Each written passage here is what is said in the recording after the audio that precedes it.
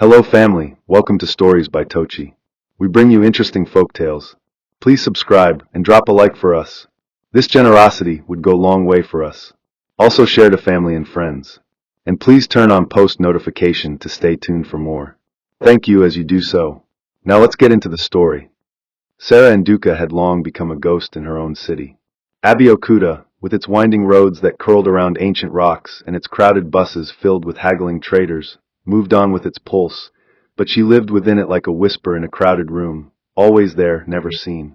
Her days unfolded with quiet precision, bordered by the same routines and guarded silences.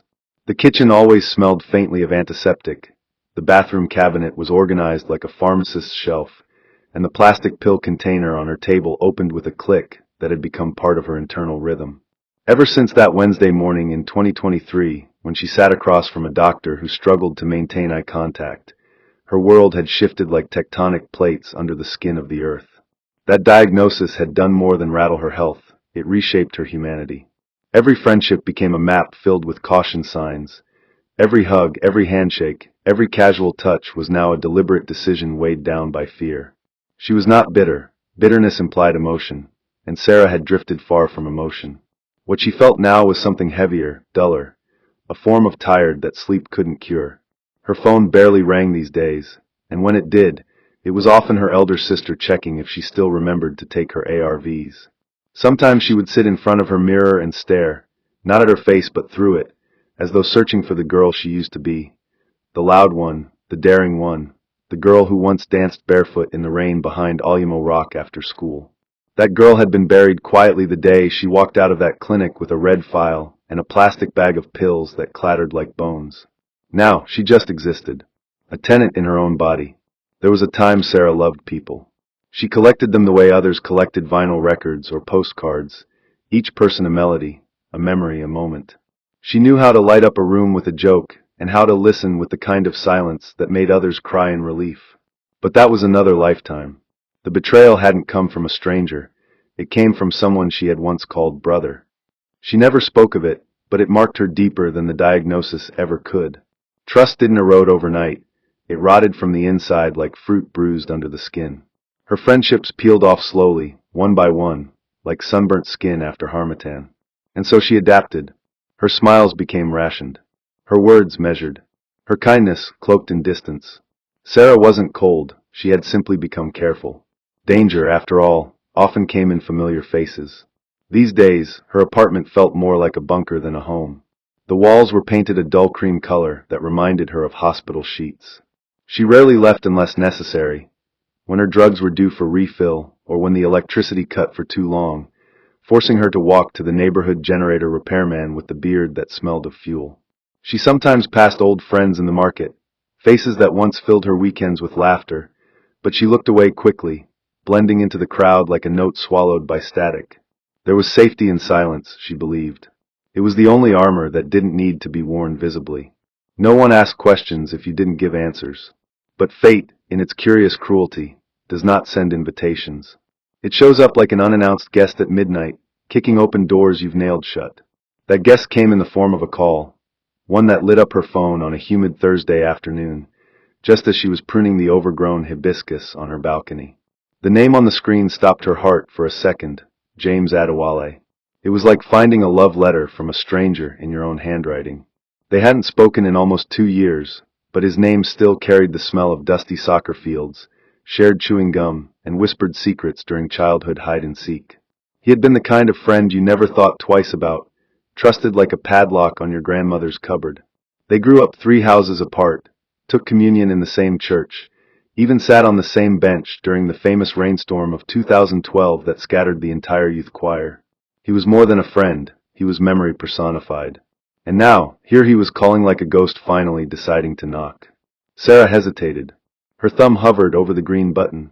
There were voices in her head, some pleading for reconnection, others screaming warnings carved in past scars.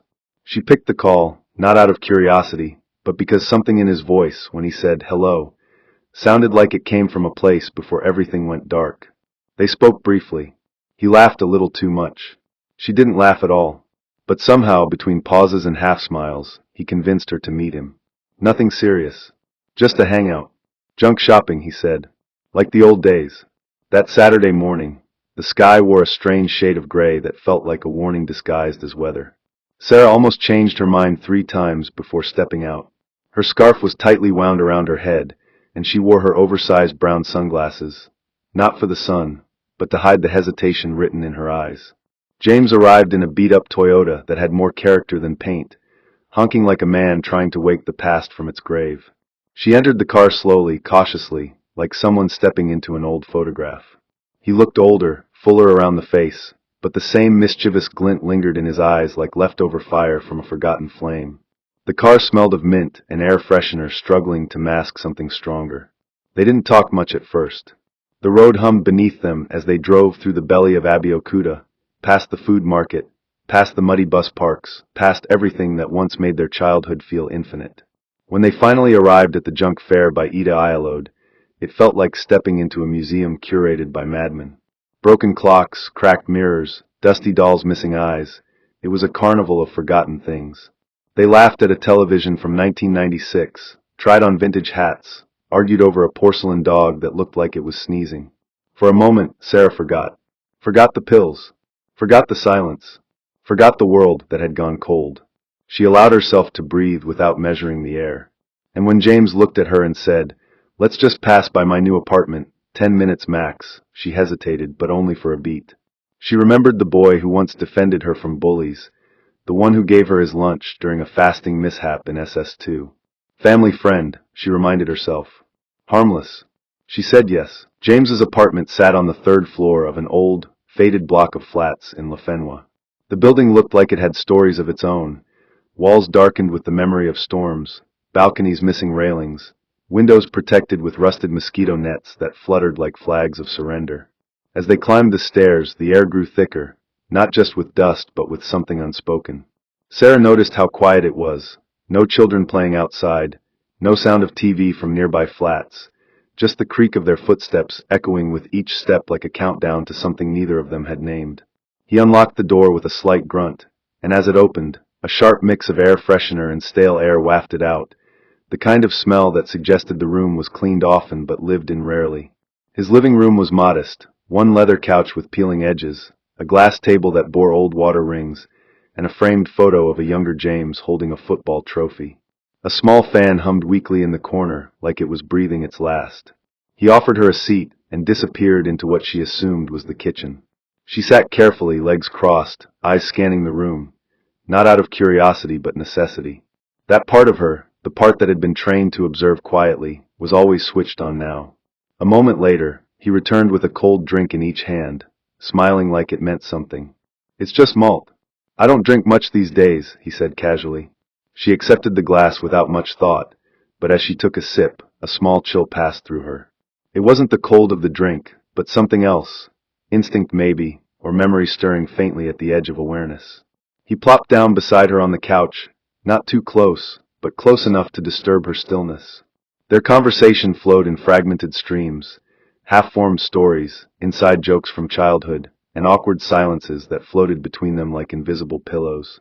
James leaned back, one arm draped over the back of the couch, his fingers occasionally tapping the leather like he was trying to remember a song. He asked about her job. She lied and said she was freelancing online. He asked if she still wrote poems. She smiled and changed the subject. It felt like walking through a minefield in the dark. Every question carried the risk of revealing a landmine she had buried deep. She noticed how his eyes lingered on her more now, longer than they should, filled with something she couldn't read fully. His voice had lowered, not in tone, but in weight, like someone pulling a curtain gently shut. The conversation turned to their teenage years, their first crushes, the school principal with the frog-like face, that one time they skipped youth camp to eat akra by the river. He laughed more than she did, his laughter oddly loud for such a small space. At one point, he reached for his drink and paused. "You remember when we said we'd never drift apart?" he asked. She chuckled, almost bitterly. That was before the world happened. He nodded slowly, like he knew exactly what that meant. Outside, the sky had begun to darken, and the air had taken on that early evening coolness that hinted at oncoming rain. She checked the time, and said she should probably start heading home soon. "Already?" he asked, as though the evening had only just started. "Let me at least show you the rest of the place. It's small, won't take long." She agreed, mostly to be polite. He showed her the kitchen first, clean, too clean, like no one cooked there. The cabinets were lined with unopened packets of seasoning, and there was a lone pot on the stove that looked untouched. The bathroom was next, tiles cracked, a bucket in the corner, a bar of soap still in its wrapper. Then the bedroom. It was darker than the rest of the house. The windows were shut, and the curtain looked like it had never been pulled open. A single mattress lay on the floor with a fitted sheet that didn't quite fit, and an overhead bulb flickered once before settling into a dull yellow glow. "Still trying to get everything in place," he mumbled, scratching the back of his neck. She stood at the doorway, not stepping in. Something about the room felt off, not dirty or sinister, just off. He motioned for her to sit on the mattress, but she shook her head and said she'd wait outside. He didn't press, just nodded and smiled again. They returned to the living room. She reached for her bag, ready to excuse herself, but James sighed heavily, rubbed his eyes, and muttered, "I may need to ask a favor." She looked at him, waiting. "It's getting dark, and I've had a bit to smoke. I don't think I can drive." She blinked, stunned for a moment. "What do you mean?" He looked down at his hands, then up again. "Just sleep over. The couch is yours. I won't bother you. Promise." 100 thoughts ran through her mind, like water trying to escape a cracked bucket. She should say no. She should leave. But part of her felt boxed in. By the hour, by the distance home, by the rain that had begun to fall outside, soft at first, then heavy. She didn't want to sit in a cab for 30 minutes through a storm. Not tonight. Sarah nodded slowly, her voice barely above a whisper. "Okay, just for the night." He smiled too quickly, like someone who had just won a silent bet. She removed her shoes and placed them neatly by the wall, then curled herself on the couch, hugging her bag tightly like a shield. James disappeared into the bedroom, the door closing with a quiet thud. The lights in the living room flickered as the rain intensified, beating against the windows with growing force. She lay there with her eyes open, staring at the ceiling, listening to the storm and the faint humming of the fridge in the kitchen. Her body was still, but her mind was restless, pulling memories like files from locked drawers. Something about the day didn't sit right with her. The way he looked at her. The room. The sudden insistence. She pulled the throw blanket over herself and tried to steady her breathing. After a while, she heard the door creak again. Soft footsteps padded toward the kitchen, then silence. Then back toward the room. She heard a click like a bottle being opened, followed by muffled movement. She closed her eyes tightly, telling herself it would be morning soon. She'd go home, block his number, and never answer another call like that again. Just one more night, she whispered to herself. One more night, and this chapter would end. The morning didn't announce itself with a song or sunlight. It slipped in quietly, like a thief careful not to wake its victim. Sarah stirred slowly, the kind of awakening that felt like being pulled out of water in slow motion. Her head was heavy, not with sleep, but with something more suffocating. Her tongue stuck to the roof of her mouth, dry like the first harmattan breeze. For a brief moment, she couldn't remember where she was. Her eyes adjusted to the dim light seeping through the window blinds. It took only a few seconds for it all to come back. James's apartment, the rain, the couch. But what snapped her fully awake wasn't the room or the silence. It was the sudden awareness of her body. Something wasn't right. She reached instinctively for her bag. It was still clutched in her arms, but the blanket had slipped off. Her heart picked up speed, a quiet panic blooming in her chest. She sat up slowly, looked down, and realized she was no longer wearing the clothes she had worn the night before. Her jeans were gone. Her blouse had been replaced with one of James's oversized t-shirts. Her brow was missing. Everything inside her froze. She scanned the room with wild eyes. Her clothes were neatly folded on the center table, as though it had all been part of a choreographed ritual. Then she saw him, lying on the floor beside the couch, shirtless, still half asleep, his arm loosely flung over a throw pillow. He stirred, turned towards her, and smiled, not sheepishly, not apologetically, just casually, like nothing unusual had happened. He reached out and placed a hand gently on her knee before pulling her into a hug. She didn't move. Her body was stiff, her eyes open wide. She whispered, voice cracking at the edges, "What happened?" It was the only question that could fit through the tight knot in her throat. James yawned, stretching his arms above his head before mumbling, "Don't think much of it, Sarah. Nothing serious." Those words landed like stones in her stomach. They echoed louder than his voice had. Her pulse pounded in her ears. He pulled away from the hug and stood up slowly, scratching the back of his neck as he walked lazily to the kitchen. She sat there, unmoving, trying to hear the spaces between her own thoughts. Her mind tried to reconstruct the night, like piecing together a shattered mirror, but there were blank spots, wide gaps in memory where only a dull fog remained. She remembered sipping the drink. She remembered feeling lightheaded. But everything after that blurred like wet ink on paper. She clenched her fists tightly. The nausea came slowly at first, then all at once. She rushed to the bathroom and knelt by the sink, her stomach twisting itself into knots, but nothing came out. When she returned to the living room, James had set a small tray on the table with 2 cups of tea and a pack of cabin biscuits. "Eat something," he said, like they were lovers recovering from a passionate night. She sat on the far end of the couch, arms wrapped around herself. The tea smelled like ginger. She didn't touch it. He talked about music, about a new job offer in Lagos, about how these days, nobody wants to take life too seriously. She watched his mouth move, but heard none of the words. Her heart had retreated into itself, building walls brick by brick as he spoke. She was still trying to understand whether this was a nightmare or just the cruel shape of reality she hadn't seen coming. The drive home was quieter than the grave. James didn't speak much, only offered to stop for pastries, which she declined with a slight shake of her head. The 200,000 Nigerian nairas was tucked into a brown envelope, slid into her palm like a bribe wrapped in guilt. She didn't want to touch it, but she didn't know how to reject it without provoking something she couldn't name. He dropped her off at her gate with a casual wave and a soft, "Text me when you get in." She didn't reply. Her legs trembled as she walked through her compound, each step feeling heavier than the last. The walls of her flat, once a sanctuary, now felt like a cage.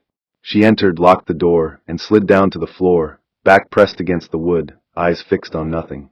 Her breath came in short gasps, her skin prickling as though it didn't belong to her. That evening she didn't shower. She didn't cry. She just lay on the cold tile floor, staring at the ceiling, trying to pretend her mind wasn't screaming. The events of the morning replayed like a broken record, each repetition scratching deeper into her sanity. And yet, what haunted her most wasn't what James did. It was the terrifying thought that maybe, just maybe, she had failed to protect herself. That the years of guarding her peace, of calculating every handshake, every yes and no, had still not saved her from this. It was a betrayal, but not just of trust, of her own judgment. Her rules had failed. Her walls had cracked. And now, inside her head, a new storm had begun.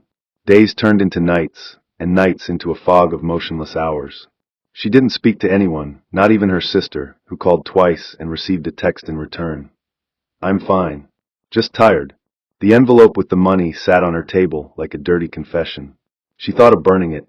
She thought of giving it to charity. But every time she touched it, her fingers recoiled like it was fire. Her phone lit up occasionally, a message from James, a meme, a song link, a "How's your day?" She didn't respond to any of them. She blocked him, then unblocked him, then blocked him again.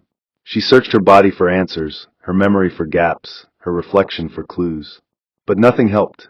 She wasn't sure if she'd been violated, if he had taken more than her sleep, or if he had just walked the edge of consent like a thief who leaves the door open but still steals. That ambiguity, that emptiness where truth should have been, ate her alive. What if he was sick now? What if he got it from her? What if she was responsible for his ruin, even if unwillingly?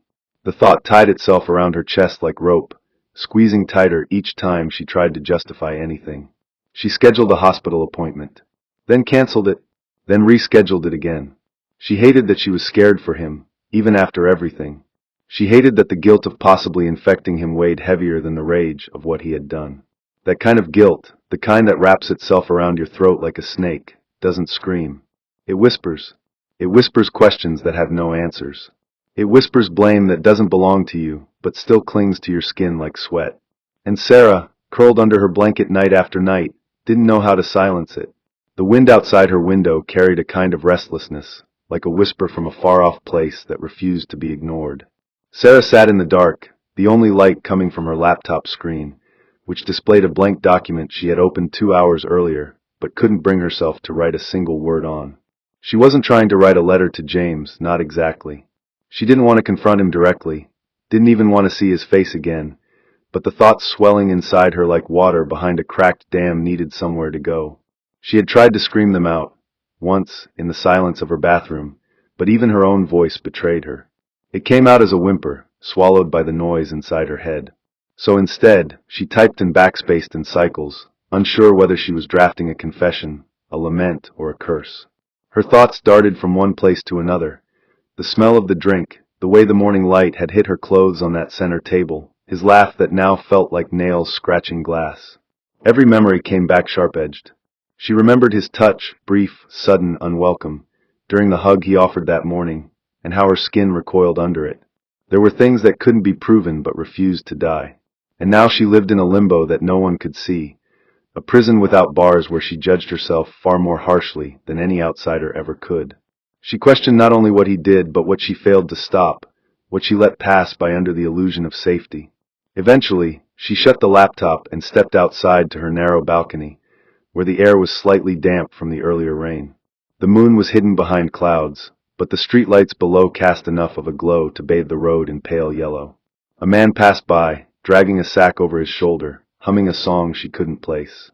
Sarah watched him disappear into the night and envied his simplicity, the way he moved without looking over his shoulder.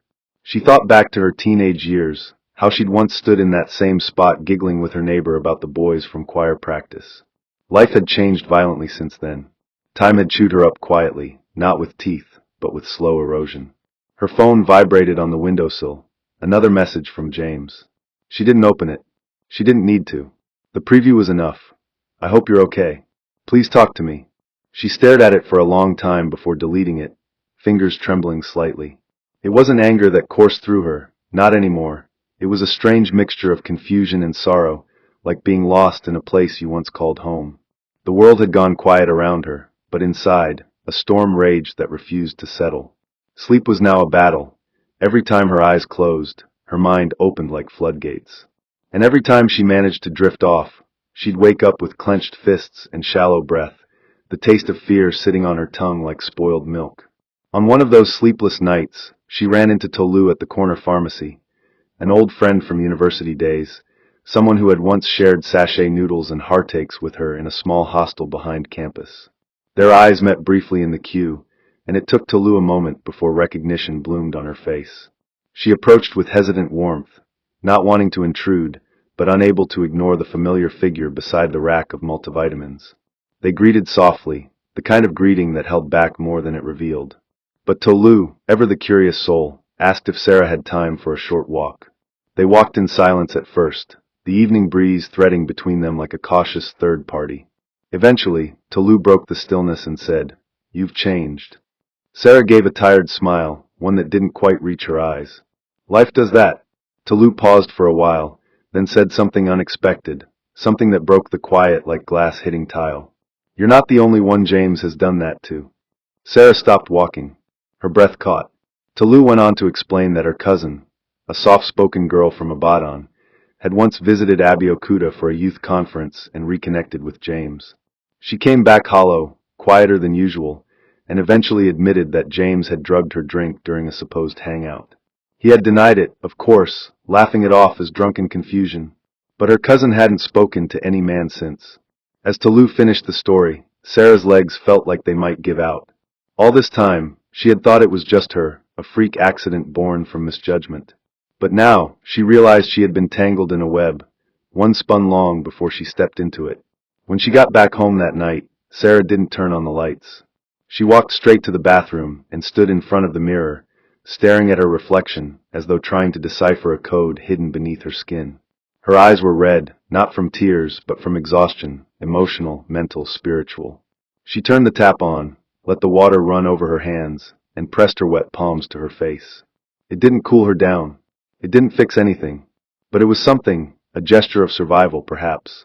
She took the envelope of money and placed it back in the drawer, deciding she'd leave it there for now, not as proof, but as reminder. She didn't know what her next move would be, but something inside her had shifted. The knowledge that James had a pattern, that this wasn't a one-time lapse, but a behavior rooted in practice, stirred something stronger than fear. She wasn't naive. She knew the world didn't offer justice freely, especially not to women who had only fragments for evidence. But she also knew silence was no longer an option she could live with. She wasn't sure if she was ready to speak up, but for the first time since that morning, she began to feel the weight of guilt lifting, ever so slightly. Not because anything had changed on the outside, but because inside, a decision was forming, slow, quiet, deliberate. The decision to stop carrying what wasn't hers. Sarah sat at her reading table long after the sun had retired behind the clouds, the room lit by a dim yellow bulb that hummed faintly overhead. The electricity had returned after 3 days of absence, and yet she hadn't touched the TV, hadn't played music, hadn't scrolled through her phone beyond checking the time.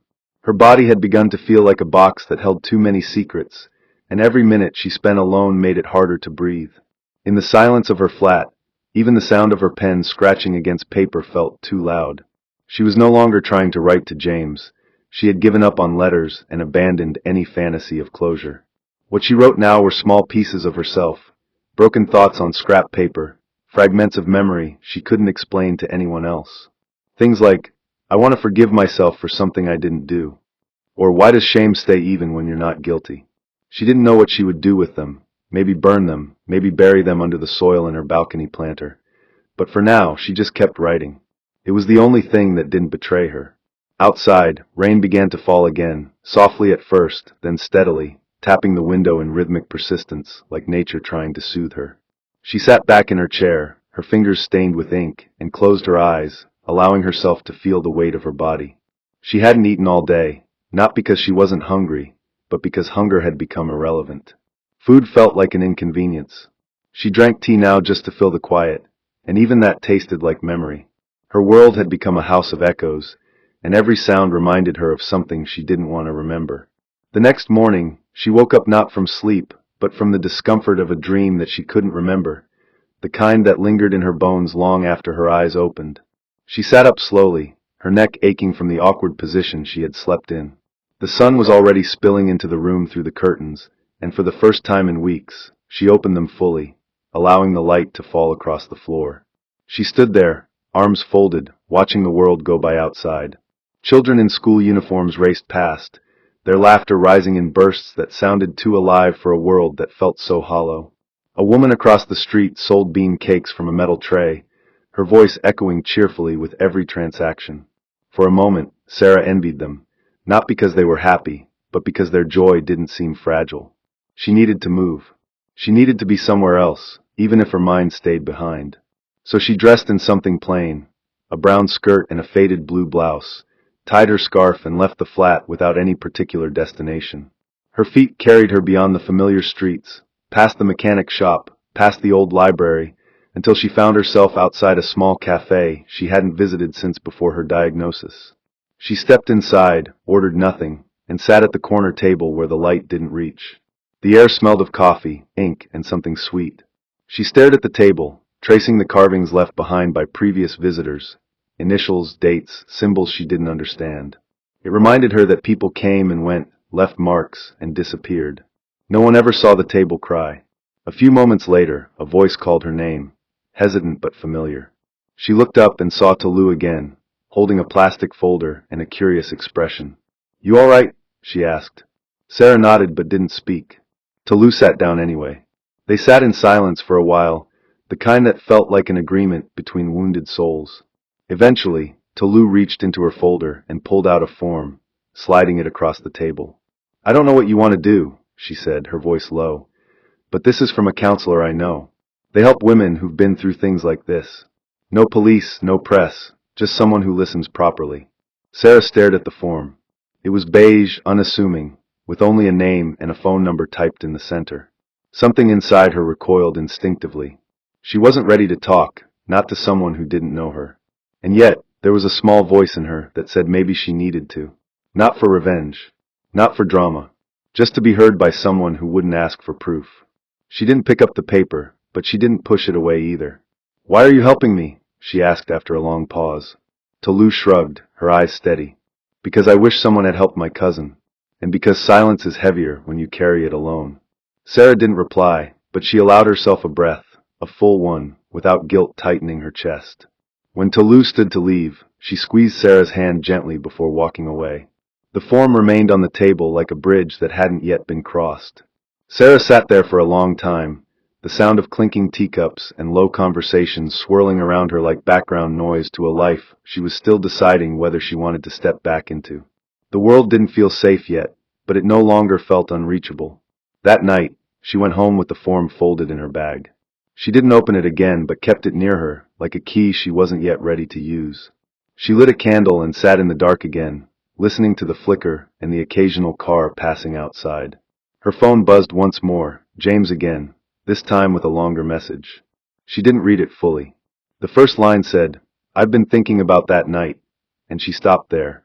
She deleted it without responding, blocked his number permanently, and turned off the phone. She reached under her bed, pulled out the shoebox where the money still sat untouched, and held it in her lap for a long time. Then, without thinking too much, she stood, walked to the back of her compound, and dug a shallow hole behind the flower pots. She placed the envelope inside and buried it quietly, covering the earth back with her bare hands. She didn't cry. She didn't speak. But when she stood up, something inside her felt lighter. Not healed. Not free. But a little less chained. The ground didn't tremble, no angels sang, but the act of burying that money, that weight, felt like the first true choice she had made in weeks. When she returned inside, the candle had nearly gone out. She sat beside it until the flame disappeared completely, leaving her in the dark. But this time, it didn't feel like the darkness was swallowing her. It felt like she was sitting with it, acknowledging it, no longer pretending it didn't exist. She wasn't better, but she wasn't silent either, and that made all the difference. The waiting room smelled faintly of disinfectant and paper, the kind of air that always clung to hospitals no matter how clean they appeared. Sarah sat still on a blue plastic chair in the hallway, her hands folded in her lap like she had been trained for this moment. Her breath was shallow, fingers twitching lightly as the fluorescent lights above hummed and buzzed.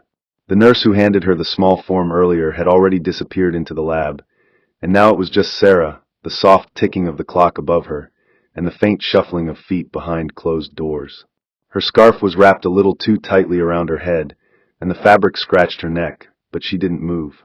Her eyes stayed low, fixed on the white tiles that stretched endlessly under her feet, as if the floor could offer some kind of answer or escape.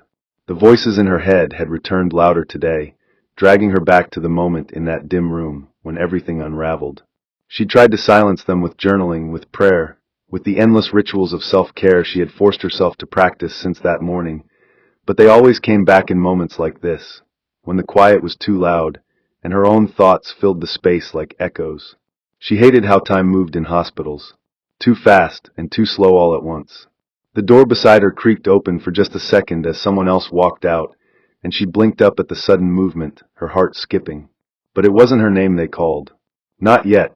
When the doctor finally called her in, Sarah stood like her knees had forgotten how to carry her, but she managed to walk the short distance into the small consultation room. It wasn't her first time seeing this woman, though they had never spoken beyond pleasantries before. The doctor's face was calm and neutral, a practiced kindness in her voice as she gestured to the chair across the desk. Sarah sat, back straight but tense, hands clenched together so tightly they were starting to cramp. There was no small talk, no roundabout way of approaching the conversation. Just the quiet slide of a manila folder across the desk, and a single sheet of paper turned so that Sarah could read it easily. Her eyes scanned the letters, but her brain didn't immediately process them. The doctor's voice was soft as she explained, repeating herself gently, even as Sarah's ears seemed to buzz with static. "You're fine," she said again. "Your test came back negative." Sarah didn't know if it was relief or confusion that hit her first. The walls didn't fall down. The world didn't spin.